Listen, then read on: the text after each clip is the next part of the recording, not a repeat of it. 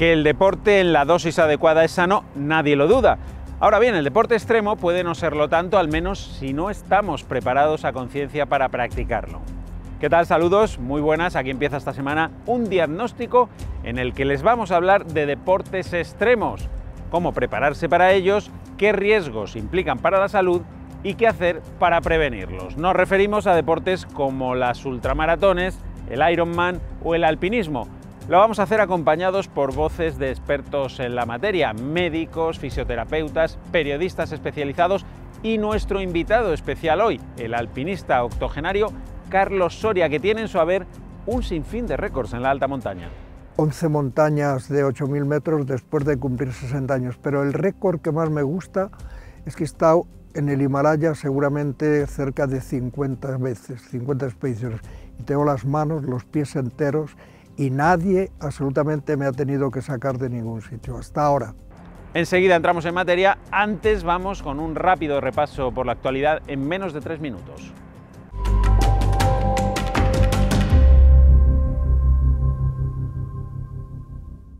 La vacunación de niños de 5 a 11 años, autorizada en España a partir del 15 de diciembre, podría reducir la transmisión del COVID-19 en toda la población entre un 8 y un 15%, según afirma un informe técnico del Centro Europeo para la Prevención y el Control de Enfermedades.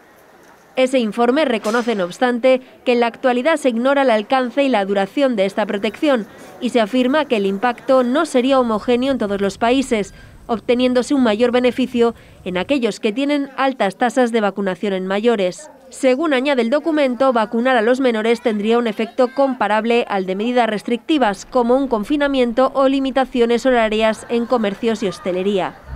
El Sistema Nacional de Salud ha aprobado en España la primera terapia génica para el tratamiento de la atrofia muscular espinal, una enfermedad rara de origen genético que está causada por la falta de un gen funcional. Sin tratamiento hasta la fecha, es la principal causa genética de mortalidad infantil. Novartis, que ha desarrollado este fármaco, y las autoridades sanitarias han alcanzado un acuerdo de pago por resultados en salud para hacer accesible este tratamiento a los pacientes y al mismo tiempo garantizar la sostenibilidad del sistema. La nueva terapia génica podrá proporcionar a largo plazo un beneficio clínico importante, con un impacto transformador en las funciones musculares esenciales como las de respirar, tragar o simplemente permanecer en una posición sentada. El proyecto METEST de Farmaindustria suma ya a 40 compañías fabricantes de medicamentos y materias primas farmacéuticas. Se trata de un plan para combatir la excesiva dependencia que Europa tiene respecto a países asiáticos en la producción de principios activos y medicamentos esenciales, algo que se ha puesto de manifiesto de manera significativa durante esta pandemia de COVID-19. Se trata de medicamentos maduros, sin patente y de bajo coste, cuya producción se ha desplazado a países asiáticos precisamente por motivos económicos. Según Farmaindustria, hay una excelente oportunidad de traer de nuevo a España la producción de esos fármacos esenciales de la mano de esas 40 empresas que están dispuestas a invertir más de 1.700 millones de euros en los próximos 3 años.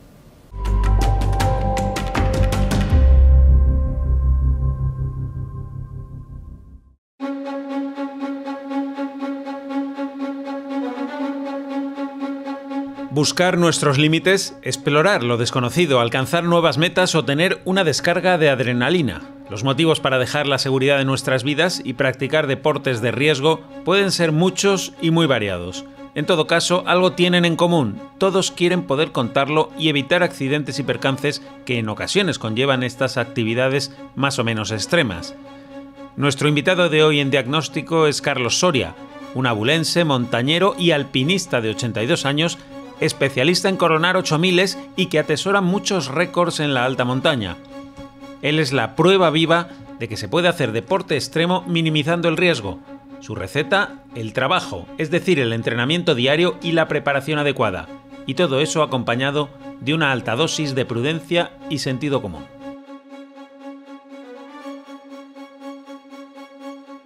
Carlos, si yo digo que llevas toda la vida dedicado a la montaña, ¿estoy exagerando o no? No estás exagerando nada. Y además una vida un poco larga, que voy teniendo suerte a pesar de la pandemia, ¿eh?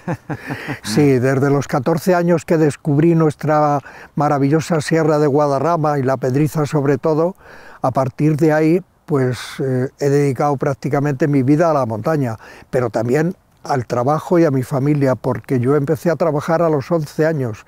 Viví una posguerra dura, muy dura. Y además estoy casado, conservo el matrimonio, que pocos alpinistas lo conservan, y tengo familia numerosa, 4 hijas.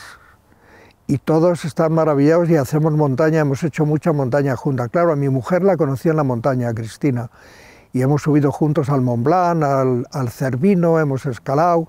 Ahora ella pues ha tomado otro camino, digamos, sigue en casa, pero ha tomado otro camino que no es el de la montaña tanto, pero ahora con esto de la pandemia la estoy haciendo que ande y tal, y cual, o sea, y las hijas siguen, de vez en cuando hacemos cosas juntos, sin duda. Pero no deja de haber un componente muy peligroso en lo que haces, Carlos. En todo, escalar 8000. En esta vida, etcétera. En todo hay peligro. Menos tú y yo, que estamos muy separados ahora por la pandemia, pues hay peligro, verdaderamente. Pero en la montaña siempre se exagera un poco el peligro. A la gente le gusta ir de héroe por el mundo.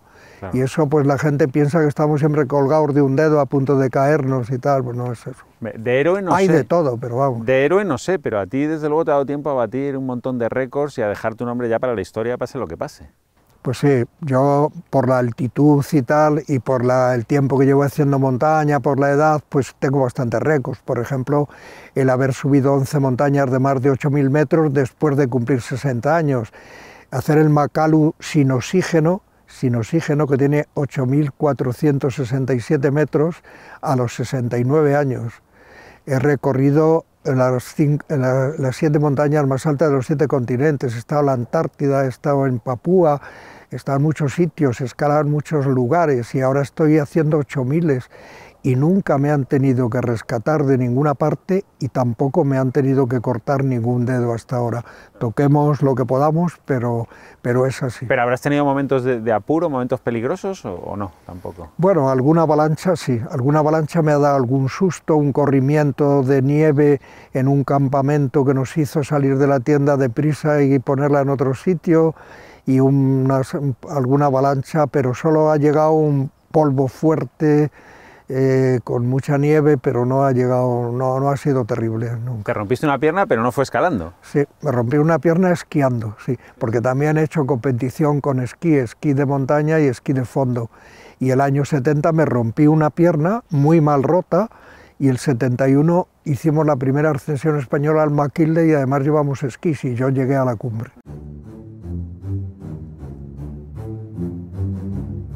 En los deportes extremos se arriesga la integridad física, se lleva al cuerpo a su límite de resistencia, se somete al organismo a condiciones muy adversas.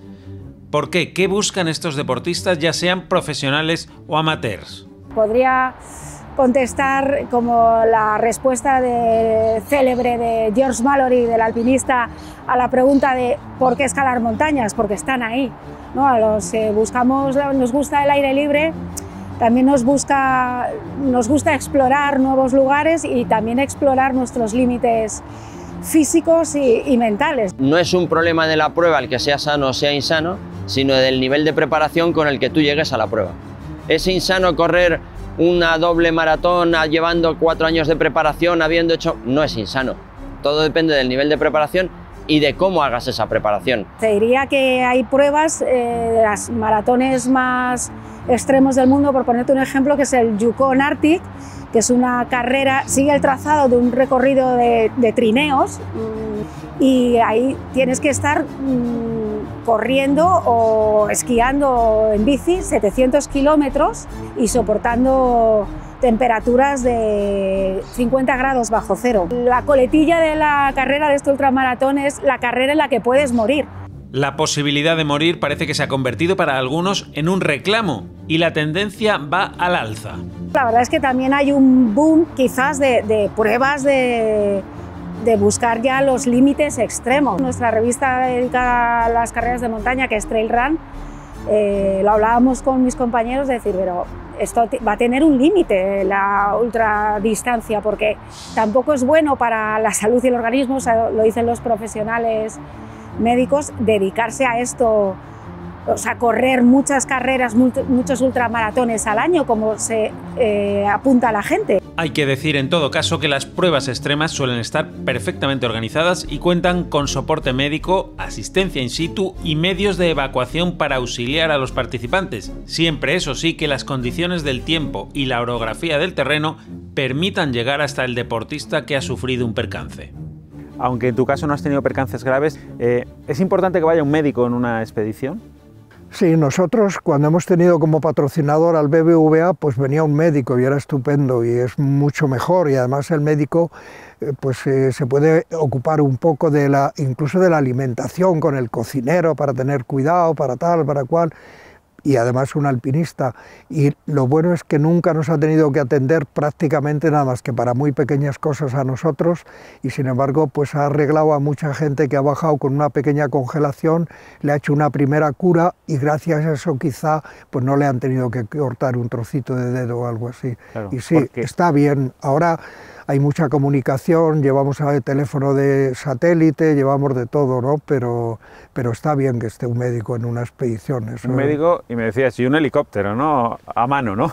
Y tener un helicóptero pronto, pero cuando ocurren los problemas casi siempre hace mal tiempo y el helicóptero no puede venir. Eso se lo tiene que meter todo el mundo en la cabeza, porque antes los helicópteros solo llegaban a un campo base como mucho, y ahora hay helicópteros que han sacado a personas de 7.000 metros, pero no cuentes nunca con eso, cuenta con lo que tú puedas hacer, nadie te va a bajar de allí, si no lo haces tú. Aunque directamente no has tenido ningún percance grave, ¿cuáles son normalmente los problemas de salud en alta montaña más comunes? Bueno, en el Himalaya, en las montañas de 8.000 metros, pues hay problemas de congelación, suele haber problemas porque se te olvida beber, por muchas cosas, por la humedad, llegas a un campamento un poco tarde, ya al día siguiente vas a ir mucho más alto, quizá a la cumbre, y llegas muy cansado y te olvidas de todo, dejas las botas de cualquier forma y tú tienes un poco los calcetines húmedos, porque pues son muy buenas, y eso lo tienes que controlar antes de nada, antes de dormirte. Tienes que coger,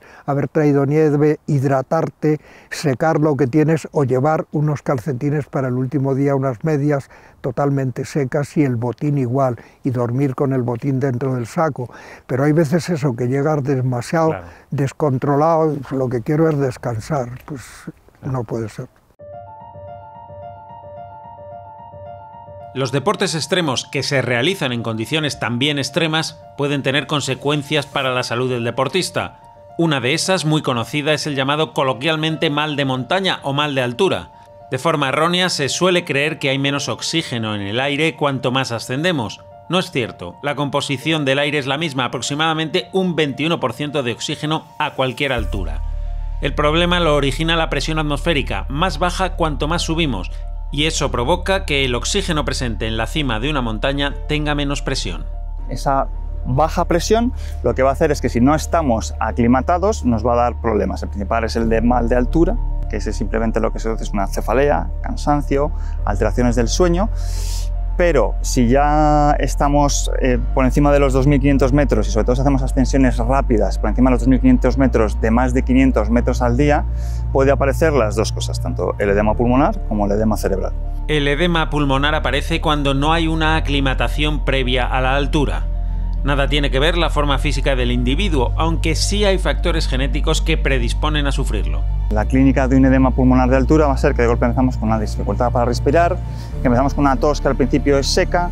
Esa tos seca lo que va a producirse después es una tos más productiva, como con un moco, con una espuma que puede ser más sonrosada, y una disnea, una dificultad de respiración.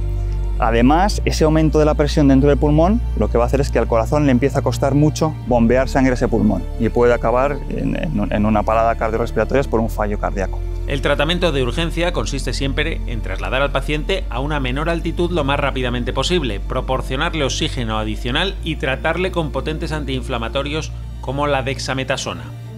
Otra consecuencia de la altura en situaciones extremas es el edema cerebral, aún más grave. La hipoxia hipovárica, es decir, poco oxígeno porque tiene poca presión, produce serias consecuencias en el cerebro. Lo que se produce es que se acumula líquido en el intersticio en el cerebro. El cerebro, como sabes, está metido en una cavidad que no es expansible. O sea, tú te das un golpe en un brazo y tiene todo el espacio del mundo para hincharse, el cráneo no. En cuanto se hincha, se dematiza un poco el cerebro, va a producir dos cosas. La clínica, generalmente son pacientes que van a empezar con un cuadro de dolor de cabeza, náuseas, vómitos, luego están desorientados y ya podemos pasar a trastornos psicóticos, alucinaciones, coma y muerte. La única receta es, de nuevo, trasladar al paciente de inmediato a cotas más bajas y meterle en una cámara hiperbárica para intentar revertir la situación.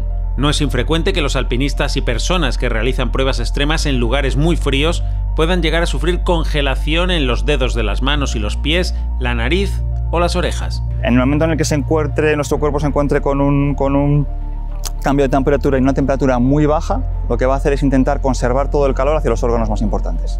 Y lo que va a hacer es cerrar la circulación a lo que llamamos las partes sacras, las partes que están lejos del corazón, que van a ser las manos, los pies, la nariz, las orejas, las mejillas. Y es ahí donde tenemos que estar atentos, que lo primero que vamos a notar es un trastorno en la sensibilidad. Las congelaciones se dividen en 3 tipos según su severidad. El primero es leve y no produce lesiones. Generalmente una disminución de la sensibilidad, una sensación de hormigueo en los dedos. Si lo vemos, lo que vamos a ver es que esos dedos están blancos. Entonces, eso es un inicio de congelación que, si se trata en ese momento, no deja ningún tipo de secuela. El siguiente grado es más agudo y produce lesiones reversibles, como la aparición de ampollas llenas de sangre. Nos va a aparecer una sensación de rigidez de los dedos ya están duros por fuera. Realmente lo que está pasando es que se está congelando la capa más externa de la piel. Y por último, en los casos más extremos de congelación se producen lesiones irreversibles que conducen a la amputación de la zona afectada. Ahí es cuando ya se produce una congelación ya no de la piel, sino de los tejidos que están más profundos, del tejido celosubcutáneo, del hueso, de los tendones y sobre todo de los vasos. Y una vez que los vasos cristalizan, eso ya no es reversible. En ese momento se produce una necrosis que generalmente evoluciona cuando intentas calentar las manos, no vuelven a sentir los dedos, coge una coloración roja fija que va a evolucionar después a una necrosis. Se queda el dedo negro y eso es lo que lleva a las amputaciones. El tratamiento de las congelaciones, ya sean leves, moderadas o severas, es siempre el mismo. Llevarse al paciente a un lugar cálido y sumergir las partes afectadas en agua a 37 grados.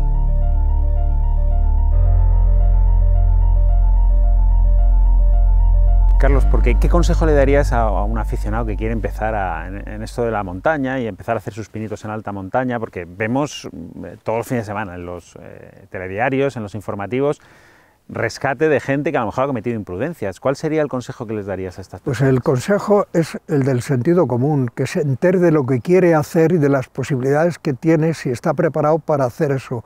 Otro consejo también importante para la gente que sale es que madrugue. Ahora la gente madruga, porque van al puerto de Navacerrada y la Guardia Civil corta rápido, por eso madrugan, pero si no, no madruga nadie. Van a la hora que sea, empiezan una excursión y no saben lo que van a tardar, eso no puede ser. Hay que saber a dónde vas, cómo vas y que tengas tiempo pues, para hacer las cosas y para resolver algún problema si le tienes durante la excursión o durante la escalada. ¿La preparación física es muy importante también cuando quieres subir montañas? Sí. La preparación mental, como dicen, muy buena, pero la preparación física verdaderamente es muy importante. A mí me gusta mucho Rafa Nadal y hace poco le dijeron, hombre, tú cuando pierdes un partido mentalmente, como dice yo, en el gimnasio. Pues yo también pienso así, que la preparación física es muy importante. La mental, si no la tienes, no la vas a, por mucho que te sientes a pensar, no la vas a coger rápidamente.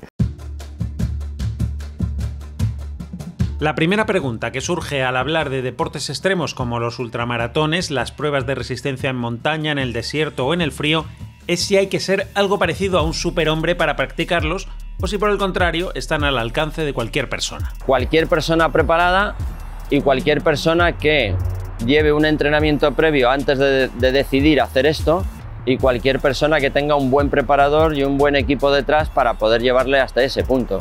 Sí.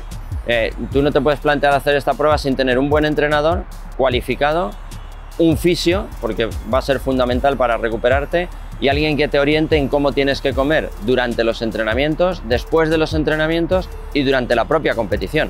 Por lo tanto, la preparación previa y en manos de personas cualificadas es básica. Mucho tiempo de entrenamiento realizando la prueba en cuestión en condiciones menos adversas y con menos distancia. La ultramaratón, pues una ultramaratón que no sea de montaña, ¿cómo lo preparas? Pues sobre todo haciendo pruebas que cada vez vayan siendo más largas, de maratón, de pruebas de 60 kilómetros, de 80, hasta que llegas pues a los 120, 140.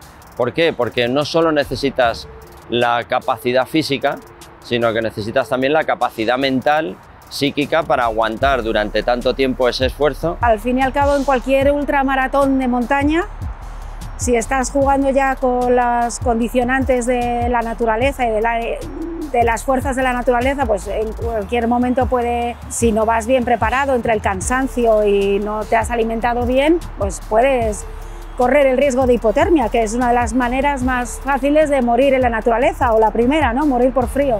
Efectivamente, la hipotermia, que se produce cuando la temperatura del cuerpo cae por debajo de 35 grados, es una de las grandes amenazas en los deportes extremos. Tú vas pensando en la bajada de temperatura por estar en altura, pero el problema es que si tú estás a 4 o 5.000 metros, incluso a 3.000, y te viene una tormenta, de pronto te caen 10, 12, 15 grados, pero estás a esa altura. Es decir, no cae de 30 grados a 20, cae de 2 grados a bajo cero, y entonces esa bajada tan brusca te cuesta mucho acostumbrarte, y no hay manera de entrenarlo. Hay que saber y hay que llevar equipación. Otro de los problemas, el inverso, es el golpe de calor, el sobrecalentamiento que sufre el cuerpo debido a las altas temperaturas o a un exceso de ejercicio físico. Se previene hidratando bien el cuerpo, sobre todo en los días previos a la prueba. Tú no puedes llegar a una competición de este tipo, o una maratón incluso, deshidratado. Es decir, lo que tú bebes durante la maratón o lo que tú bebes durante la prueba es para reponer lo que estás perdiendo durante la prueba. Si llegas deshidratado a la prueba, no te vas a hidratar con lo que tú tomes durante la prueba. Entonces, por eso es importante hidratarte los días anteriores. Y si llega el momento en lo que vamos a notar es un paciente que tiene una fiebre persistente, tiene más de 37 grados, se asocia generalmente ya a alteraciones del nivel de conciencia, están atontados, están somnolientos, pueden tener un comportamiento errático, o sea que es posible que no busquen ayuda. Hay que intentar sacarles de ese ambiente de exposición al calor, hidratarles bien, reponer las sales, y en casos extremos hacemos ya directamente terapia física, que consiste en enfriar al paciente, ya sea con gasas húmedas o directamente sumergiéndolo. La deshidratación durante la práctica deportiva está asociada a la posibilidad de sufrir un infarto, ya que la hiponatremia, la alteración del sodio en la sangre, puede producir alteraciones cardíacas. Es más fácil un problema cardíaco en una maratón, en la Maratón Popular de Madrid, que en una carrera por el desierto. ¿Por qué? Porque el problema cardiovascular te va a venir más que nada por la intensidad de trabajo, más que por la duración del trabajo, una intensidad ligera. Pues estar muy atentos a síntomas de fallo cardíaco, que van a ser pues, sobre todo el dolor opresivo en el pecho, que eso lo que traduce es que ese corazón no le está llegando bien la sangre, o la sensación de palpitaciones, que es lo que se llama arritmias, que es que el corazón, en vez de latir de una forma rítmica, empieza a latir de una forma errática. Y luego ya si tenemos cualquier alteración de conciencia o un cansancio extremo que no se justifique con nuestro entrenamiento, también hay que dejar la actividad y buscar ayuda médica de forma inmediata. El consejo de los médicos para deportistas que practican pruebas de resistencia es acudir a un cardiólogo que valore el riesgo y juzgue si son adecuados exámenes complementarios como una prueba de esfuerzo. Bueno, vamos a hablar también de lo agradable, ¿no? Porque supongo que en todos estos años te habrán quedado imágenes y recuerdos imborrables, ¿no? ¿Cuál es tu preferido? Bueno, mi preferido es un lugar de montañas, dices. La primera montaña que visitamos fue el Manaslu, y el Manaslu es la única montaña de 8.000 metros que tiene un pueblo debajo. Las demás están medios de glaciares y tal, y aquel sitio es maravilloso. Primero fue la primera vez que yo vi el Himalaya, he ido muchas veces allí. Aquella montaña la intentamos, fuimos los primeros españoles que íbamos a intentar un 8.000 el año 73. No lo conseguimos, volvimos el 75, se consiguió la cumbre, y yo, que estaba fuertísimo, me quemé un poco y me tuve que bajar haciendo un esfuerzo muy grande, y se subió. Y luego, 37 años después, yo he subido a esa montaña. Y de todas formas, supongo que llevarás asumido que un día te puede pasar algo, ¿no, Carlos? ¿O no? Hombre, claro, lo llevo asumido ahí, aquí un día. Ayer me caí aquí y me hice polvo aquí en este hueso porque pisé una piedra que no debía de pisar. Con el coche, que cada vez eres más mayor y tienes que tener más cuidado. En fin, se pierden reflejos, pero tienes que ser consciente de que los estás perdiendo y procura no perderlos o remediarlo lo máximo posible. ¿Pero tú te sientes bien? ¿Te atreves a pronosticar hasta cuándo vas a estar en activo en la montaña? No, eso pronosticarlo no lo podemos pronosticar nadie, yo creo que ni los médicos. De momento vamos a disfrutar de lo que tenemos y nada más.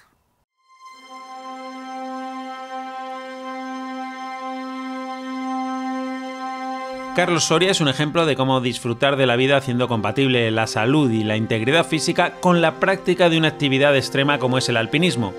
Este deporte y otros de alto riesgo levantan pasiones y llevan al hombre a explorar sus límites.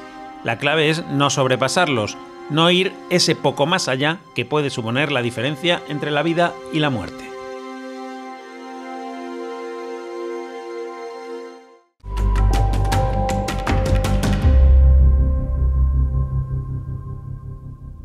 Seguimos. De cómo afrontar los deportes de riesgo nos habla hoy nuestra especialista en salud mental, María Jesús Álava Reyes. Para ella es el último minuto de diagnóstico.